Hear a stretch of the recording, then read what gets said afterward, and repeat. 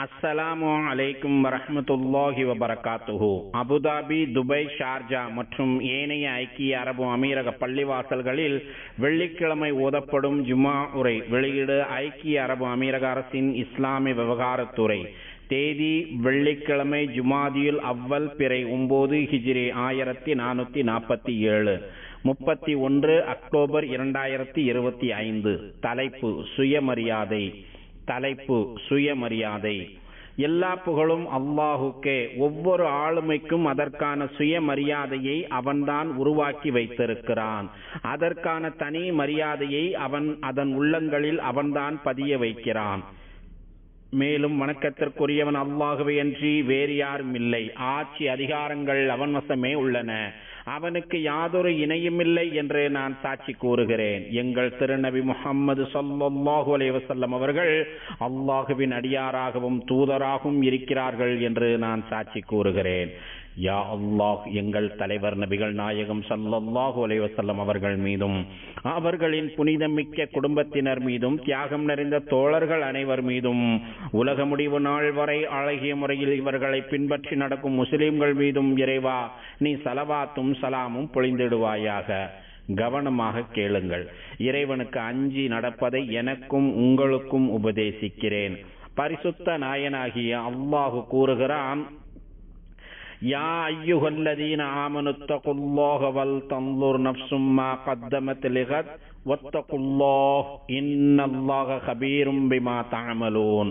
நம்பிக்கையாளர்களே, நீங்கள் மெய்யாகவே அல்லாஹுக்கு பயந்து கொள்ளுங்கள். ஒவ்வொரு மனிதனும் மறுமை எனும் நாளைய தினத்திற்காக தான் எதை தயார்படுத்தி வைத்திருக்கிறான் என்பதை கவனித்துக் கொள்ளட்டும். நீங்கள் அல்லாஹுக்கு பயந்து கொள்ளுங்கள். நிச்சயமாக அல்லாஹு நீங்கள் செய்பவற்றை நன்கு அறிந்தவனாக இருக்கிறான் என்று இறைவன் திருமறையில் கூறுகிறான். முஃமின்களே, தனக்கான சுயமரியாதையை நிலைநிறுத்துவது, தன்மானத்தை காப்பாற்றுவது, சுய கௌரவத்தை வெளிப்படுத்துவது உள்ளிட்ட தன்மைகளை ஒவ்வொரு மனிதனுக்குள்ளும் இயல்பிலேயே அல்லாஹு தஆலா உருவாக்கி வைத்திருக்கிறான். வாழ்நாள் முழுவதும் இதனை கட்டி காப்பதிலேயே ஒவ்வொருவரும் அதிக கவனம் செலுத்துகிறார்கள். தனது ஆளுமையின் மதிப்பை உணர்ந்தவன் அதன் சுயமரியாதையை கட்டி காக்கிறான். தனது கௌரவத்தை உணர்ந்து கொண்டவன் எப்போதும் அதனை விட்டுக் கொடுக்க மாட்டான். தனது சுய ஆளுமையை கண்ணியமாக வைத்திருப்பதோடு தமது சுயமரியாதையை எப்போதும் கவனத்தில் கொண்டிருப்பான். எவ்வித ஆணவமும் தற்பெருமையும் இல்லாமல் தமது சுயமரியாதையை தக்க வைத்துக் கொள்வான். இப்படித்தான் இறை தூதர் கண்மணி நாயகம் ஸல்லல்லாஹு அலைஹி வஸல்லம் அவர்கள் தமது சஹாபாக்களை பண்படுத்தினார்கள். எனவே அந்த சஹாபா பெருமக்களின் சுயமரியாதை உயர்ந்த நிலையில் இருந்தது. எந்த இடத்திலும் அவர்கள் தங்கள் மதிப்பை குறைத்துக் கொள்ளவில்லை. தேவையான இடங்களில் தங்கள் சுயமரியாதையை காட்டுவதற்கு அவர்கள் தயங்கியதில்லை. கௌரவ குறைவான எந்த செயலிலும் அவர்கள் ஈடுபட மாட்டார்கள். தங்கள் சுயமரியாதையை கௌரவத்தை நிலைநிறுத்தும் எந்த ஒரு செயலையும் அவர்கள் உடனுக்குடன் செய்தார்கள். இதில் அவர்கள் பின்வாங்கியதில்லை. இதனால் இவர்கள் தங்கள் வாழ்க்கை வரலாற்றை மிக அழகானதாக ஆக்கிக் கொண்டார்கள். ஒருமுறை இறை தூதர் ஸல்லல்லாஹு அலைஹி வஸல்லம் அவர்களிடம் ஒரு சஹாபி உதவி கேட்டு வந்தார். அந்த சஹாபிக்கு இறை தூதர் ஸல்லல்லாஹு அலைஹி வஸல்லம் பின்வருமாறு அறிவுரை கூறினார்கள். யா ஹக்கீம், இன்ன ஹாதல் மால ஹலிரா. ஒருமுறை இறை தூதர் கண்மணி நாயகம் ஸல்லல்லாஹு அலைஹி வஸல்லம் அவர்களிடம் ஹக்கீம் என்கிற சஹாபி உதவி கேட்டு வந்தார். அவர் கேட்ட உதவியை செய்துவிட்டு பின்னர் அந்த சஹாபிக்கு பின்வருமாறு அறிவுரை கூறினார்கள்.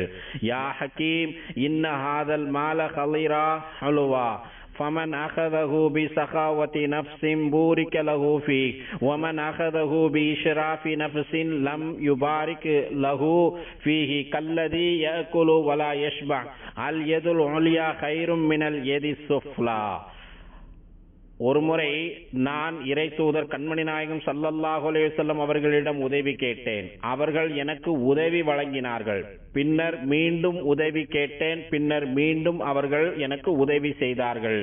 மீண்டும் கேட்டேன். மறுபடியும் அவர்கள் எனக்கு தந்தார்கள். அதன் பிறகு இறை தூதர் ஸல்லல்லாஹு அலைஹி வஸல்லம் அவர்கள் என்னை பார்த்து, ஹக்கீமே, நிச்சயமாக இந்த செல்வம் பசுமையானதாகும், இனிமையானதாகும். யார் இதை பேராசை பேராசையின்றி எடுத்துக்கொள்கிறாரோ அவருக்கு இதில் வளம் பரக்கத்து கிடைக்கும். யார் இதை பேராசையுடன் எடுத்துக்கொள்கிறாரோ அவருக்கு இதில் வளம் கிடைக்காது. யார் இதை பேராசையோடு எடுத்துக்கொள்கிறாரோ அவருக்கு இந்த செல்வத்தில் வளங்கள் கிடைக்காது. அவர் உண்ட பின்பும் வயிறு நிரம்பாதவரை போன்று இருப்பார். மேல் கை கீழ் கையை விட சிறந்தது, மேலே இருக்கும் கை கீழே இருக்கும் கையை விட சிறந்தது என்று எனக்கு அறிவுரை கூறினார்கள் என்று சஹாபி ஹக்கீம் பின் ஹிஸாம் ரலியல்லாஹு அன்ஹு அவர்கள் கூறுகிறார்கள். அல்லாஹுவின் நல்லடியார்களே, இதுதான் சுயமரியாதையின் முக்கியமான தன்மையாகும். சுயமரியாதை உள்ளவர் தனக்கு எது வேண்டுமென்றாலும் முதலில் தனது இறைவனிடம்தான் கோரிக்கை வைப்பார். எல்லாம் வல்ல இறைவனாகிய அவன் பின்வரும் தன்மையை கொண்டிருக்கிறான் என்பதில் உறுதியாக இருப்பார். ஹுவல் கவியுல் அசீஸ், நபியே, நிச்சயமாக உனது இறைவன்தான் பலமிக்கவனாகவும் அனைத்தையும் மிகைத்தவனாகவும் இருக்கிறான் என்று இறைவன் திருமறையில் கூறுகிறான். சுயமரியாதை கொண்ட ஒருவர் தமது வாழ்வாதாரங்கள் ஒவ்வொன்றிற்கும் தனது இறைவனையே நம்பியிருப்பார். தனது வாழ்வில் நடக்கும் ஒவ்வொரு மாற்றத்திற்கும் அவனிடமே பொறுப்பை ஒப்படைப்பார். இதற்கான முயற்சிகளில் ஈடுபடுவதிலும் உழைப்பதிலும் தன்னை முழுமையாக ஈடுபடுத்திக் கொள்வார். தனது உழைப்பினால் சம்பாதித்து வாழ வேண்டும், யாரையும் நம்பி இருக்கக்கூடாது என்கிற வைராக்கியத்தோடு இருப்பார். இறை தூதர் கண்மணி நாயகம் ஸல்லல்லாஹு அலைஹி வஸல்லம் அவர்களின் பின்வரும் அறிவுரையை அவர் எப்போதும் கவனத்தில் கொண்டிருப்பார். லிஐயஹுதா அஹதுக்கும் ஹப்லஹு ஃபயஅதிய بحزمة حبتي على لغره فيبيعها فيكف الله بها وجهه خير له من أن يسأل الله خير له من أن يسأل الناس عطوه أو منعوه. உங்களில் ஒருவர் ஒரு கயிற்றை எடுத்துக்கொண்டு தமது முதுகில் விறகு கட்டையை சுமந்து விற்று பிழைப்பதானது மக்களிடம் யாசகம் கேட்பதை விட சிறந்தது. உங்களில் ஒருவர் ஒரு கயிற்றை எடுத்துக்கொண்டு தமது முதுகில் விறகுகளை சுமந்து சென்று வியாபாரம் செய்வது மக்களிடம் யாசகம் கேட்பதை விட சிறந்ததாகும். இதன் மூலம் அவருக்கு இழிவு ஏற்படாமல் அல்லாஹ் காப்பாற்றி விடுகிறான். அல்லாஹ் தடுத்து விடுகிறான். மக்கள் அவருக்கு கொடுக்கவும் செய்யலாம் அல்லது மறுக்கவும் செய்யலாம் என்று இறை தூதர் ஸல்லல்லாஹு அலைஹி வஸல்லம் அவர்கள் கூறியுள்ளார்கள். சுயமரியாதையோடு இருப்பவர் எப்படி உடனுக்குடன் மற்றவர்களிடம் உதவி கேட்பார்? ஏனெனில் தன்னிடம் இருப்பதே தனக்கு போதுமானது என்கிற மனநிலையும் அவர் வளர்த்துக் கொண்டிருப்பார். மற்றவர்களிடம் இருப்பதும் தனக்கு வேண்டும் என்கிற மிதமிஞ்சிய ஆசையை வளர்த்துக் கொள்ள மாட்டார். மற்றவர்களிடம் கேட்பதற்காக, கோரிக்கை வைப்பதற்காக தனது சத்தத்தையோ கைகளையோ உயர்த்த மாட்டார். பின்வரும் கூற்றை மனதில் பதிய வைத்துக் கொள்ள வேண்டும். உத்லுபுல் ஹவாயிஜ பிஇஸ்ஸத்தி நஃப்ஸ் ஃபஇன்னல் உமூர தஜ்ரீ பில் மகாதீர். உங்களுக்கான தேவைகளை சுயமரியாதையோடு சொந்த உழைப்பின் மூலம் தேடுங்கள். உங்களுக்கான தேவைகளை சுயமரியாதையோடு சொந்த உழைப்பின் மூலம் தேடுங்கள். ஏனெனில் நடப்பது எல்லாம் விதிப்படிதான் நடக்கிறது என்பதை மனதில் பதிய வைத்துக் கொள்ள வேண்டும். கண்ணியமான வாழ்க்கையை வாழ வேண்டும். சமுதாயத்தில் கௌரவமாக இருக்க வேண்டும். போதிய வசதி வாய்ப்புகளை பெற்றிருக்க வேண்டும் என்று ஆசைப்படுபவர் அதற்கான முயற்சிகளில் ஈடுபட வேண்டும். தொடர்ந்து உழைத்துக் கொண்டே இருக்க வேண்டும். ஏனெனில் அல்லாஹு தஆலா பின்வருமாறு கூறுகிறான்: ஹுவல்லதீ ஜஅல லகுமுல் அர்த தலூலன் ஃபம்ஷூ ஃபீ மனாகிபிஹா வகுலூ மிர் ரிஸ்கிஹி வ இலைஹின் நுஷூர். அவன்தான் உங்களுக்கு பூமியை நீங்கள் வசிப்பதற்கு வசதியாக ஆக்கி வைத்தான். ஆகவே அதன் பல கோணங்களில் சென்று அவன் உங்களுக்கு அளித்திருப்பவற்றை புசித்துக் கொண்டிருங்கள். மறுமையில் அவனிடமே நீங்கள் அனைவரும் கொண்டு செல்ல வேண்டியதாயிருக்கிறது என்று இறைவன் திருமறையில் கூறுகிறான்.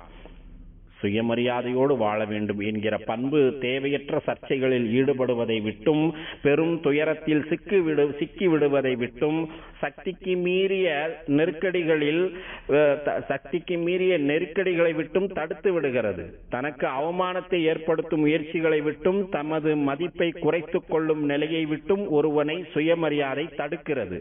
இறை தூதர் கண்மணி நாயகம் ஸல்லல்லாஹு அலைஹி வஸல்லம் அவர்கள் கூறுகிறார்கள்: லா யன்பகி லில் முஃமினி அன் யுதில்ல நஃப்ஸஹு.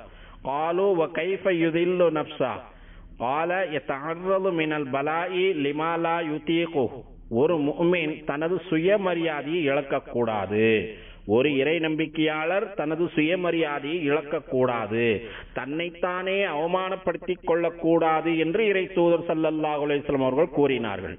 அப்போது அங்கு இருந்தவர்கள், ஒருவன் தன்னைத்தானே எப்படி அவமானப்படுத்திக் கொள்கிறான் என்று கேட்டார்கள். அதற்கு, தனது சக்திக்கு மீறிய, தன்னால் சமாளிக்க முடியாத ஒரு பொறுப்பை, ஒரு சிரமத்தை மனம் வந்து ஏற்றுக்கொள்வதாகும். எனவே தனக்கு முடியாதவற்றை ஒரு முஃமின் தைரியமாக ஒப்புக்கொள்ள வேண்டும் என்று பதிலளித்தார்கள். சுயமரியாதை கொண்டவர் எப்போதும் வாழ்வில் உயர்வானவற்றையே நோக்கியே கவனத்தை செலுத்துவார். நல்ல பண்புகளையும் நற்குணங்களையும் வளர்த்துக் கொள்வார். இத்தகையவர் மிகவும் பணிவான தன்மையை கொண்டவராகவும் தாராள மனப்பான்மை உள்ளவராகவும் காணப்படுகிறார். பெருந்தன்மையோடு மன்னிக்கும் குணத்தை பெற்றிருப்பார். சகிப்புத்தன்மை கொண்டவராகவும் வீரமும் துணிச்சலும் மிக்கவராகவும் இருப்பார். இத்தகையவர் தனது குடும்பத்தில் உள்ளவர்களை எப்போதும் மதித்து நடப்பார். அவர்களுக்கான மரியாதையை தக்க வைப்பார். யாரிடம் குடும்ப உறுப்பினர்களை விட்டுக் கொடுக்க மாட்டார். அவர்களின் மரியாதையை தக்க முறையில் பாதுகாப்பார். மரியாதைக்குரியவர்களே, சுயமரியாதை என்பது போதுமென்ற மனநிலையை வளர்த்துக் கொள்ளும். ஏனெனில் இது அழகிய தன்மையாகும், உயர்ந்த பண்பின் பரிபூர்ண நிலையாகும். போதும் என்ற மனநிலையில் உள்ளவர் யாரிடமும் உதவி கேட்க நினைக்க மாட்டார். இதனால் தனது சுயமரியாதையை தக்க வைப்பதோடு சமுதாயத்தில் தனக்கான கௌரவத்தை உயர்த்தி கொள்கிறார். இறைவன் தனக்கு வழங்கியதை திருப்தியாக ஏற்றுக்கொண்டு அதற்காக அவனுக்கு நன்றி செலுத்திக் கொண்டே இருப்பார். எப்போதும் நிம்மதியான மனநிலையில் தமது வாழ்வை மேற்கொள்வார். நல்ல சுற்றுச்சூழலை உருவாக்குவார். உயரிய இலக்குகளை கொண்டிருப்பார். எனவே யாருக்கு போதும் என்ற மனநிலை இருக்கிறதோ உண்மையில் அவர் போற்றுதலுக்குரியவர். இறை தூதர் கண்மணி நாயகம் ஸல்லல்லாஹு அலைஹி வஸல்லம் அவர்கள் கூறுகிறார்கள், லைஸல் கினா அன் கஸ்ரத்தில் ஆரல் வலாக்கின்னல் கினா கினன் நஃப்ஸ். வாழ்க்கை வசதிகள் அதிகமாக இருப்பது செல்வம் கிடையாது. வாழ்க்கை வசதிகள் அதிகமாக இருப்பது செல்வம் இல்லை. மாறாக போதும் என்ற மனமே உண்மையான செல்வமாகும் என்று இறை தூதர் ஸல்லல்லாஹு அலைஹி வஸல்லம் அவர்கள் கூறுகிறார்கள். முஃமின்களே, எப்போதும் சுயமரியாதையோடு இருப்பவர் தனது அடையாளத்தை பறைசாற்றுவதில் பெருமை கொள்கிறார். தனது வளர்ச்சியினால் தனது தாய் நாட்டிற்கு பெருமை சேர்க்கிறார். தாய் மண்ணின் வளர்ச்சிக்காக நியாயமான முறையில் உழைக்கிறார். தேசத்தின் பெருமையை நிலைநிறுத்துகிறார்.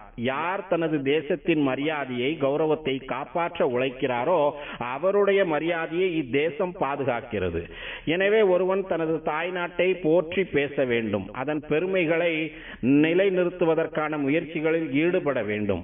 தேசத்தின் கொடியை கம்பீரமாக உயர்த்தி பிடிக்க வேண்டும். புகழின் வானத்தில் கொடியை பறக்கவிட வேண்டும். தேசிய கொடிதான் நமது ஒற்றுமையின் சின்னமாகவும் இறையாண்மையின் அடையாளமாகவும் பெருமைக்கான கண்ணியத்திற்கான சுயமரியாதைக்கான கௌரவத்திற்கான சாட்சியாகவும் நமது தேசிய கொடி இருக்கிறது. எதிர்வரும் நவம்பர் 3ஆம் தேதி நாம் கொடி நாளை அனுசரிக்கிறோம். இதன் மூலம் நமது தேசத்திற்கும் இதன் நீதமான ஆட்சியாளர்களுக்கும் நமது விசுவாசத்தையும் நம்பிக்கையையும் புதுப்பித்துக் கொள்கிறோம்.